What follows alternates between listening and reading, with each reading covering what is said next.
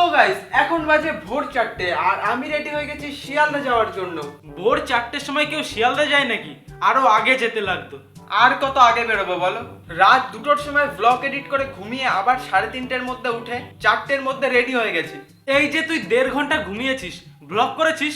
ঘুমানোর সময় কিভাবে ব্লগ করব? তাহলে ঘুমানোর সময় নিশ্চয়ই স্বপ্ন দেখেছিস। হ্যাঁ, মনে তো হয় দেখেছি। তার ব্লগ করেছিস? স্বপ্নের ব্লগ কিভাবে করব? সবকিছুতেই তুই যদি বলিস কিভাবে করব, তাহলে তোর কিচ্ছু করা হবে না। ওইদিকে ঘোষদার ছেলে কাল বিকাল থেকে শিয়ালদা স্টেশনে বসে আছে ব্লগ বানানোর জন্য। রাজুদা তো সকাল 6টার সময় বসে, তাহলে বিকাল থেকে বসে থাকার মানেটা কি? রাজুদা না হয় সকাল 6টা থেকে বসে আছে, কিন্তু তার আগে যত ব্লগার আছে তারা তো সবাই ফোন নিয়ে বসে আছে। তাদের কথা কি তুই ভেবেছিস? রাজুদার পকেট পরোটা বেরোনোর আগে সবার পকেট থেকে মোবাইল বেরিয়ে যায়। ওই জন্য বলছিলাম ভালো একটা মোবাইল কিনে দাও। শোন, একটা কথা বলছি, আজকে থেকে একটা সপ্তাহ শিয়ালদা স্টেশনে থেকে যা।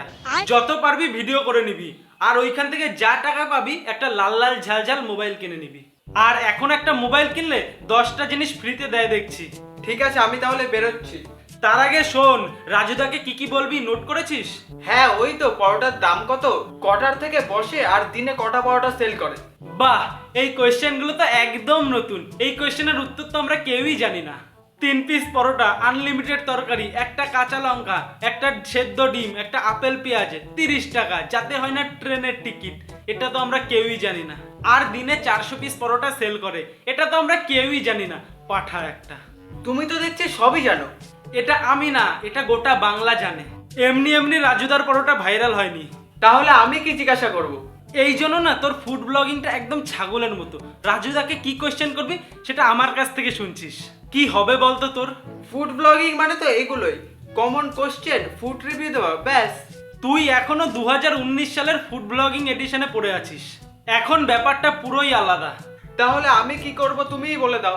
এই যে যেমন তুই রাজুদাকে জিজ্ঞাসা করবি, গরমকাল তো পড়ে গেছে, এখন তেল ছাড়া পরোটা বাদ দিয়ে কি ক্যাম্পা কলা দিয়ে পরোটা ভাজবে? এটা আবার কি? আগে হ্যাঁ, এইরকমই।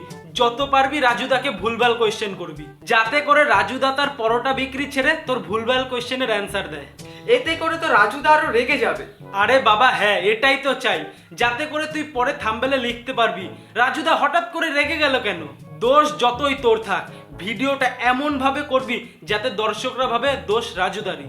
আর আশেপাশে যত দোকান আছে তাদের সাথে যেন রাজুদার আরো ঝামেলা হয়, যাতে ভিডিওতে তুই রাজুদার সাথে তাদের কম্পেয়ার করতে পারিস।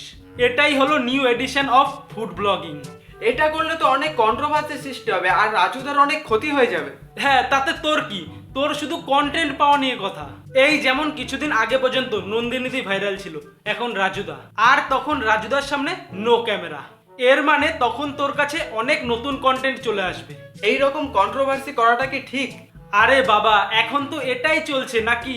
আজকালকার ফুড ব্লগিং এ কন্ট্রোভার্সি না করলে কিভাবে তুই ভিউজ পাবি? রাজুদা একজন সাধারণ মানুষ, ওনাকে নিয়ে এরকম করাটা আমার ঠিক লাগছে না। তোর ঠিক নাই লাগতে পারে, কিন্তু এখন এটাই চলছে। আর এখন এটাই দেখছে সবাই। যত ভুলভাল কোয়েশ্চেন তত রেগে যাওয়ার ভিডিও, তত ভিউজ তত আর্নিং, আর তত রাজুদার ডাউনফল। ঠিক আছে? আচ্ছা ঠিক আছে, আমি আসছি। আর শোন, আবার কি? নর্মাল ভাবে পরোটা খাবি না। তাহলে কিভাবে খাবো?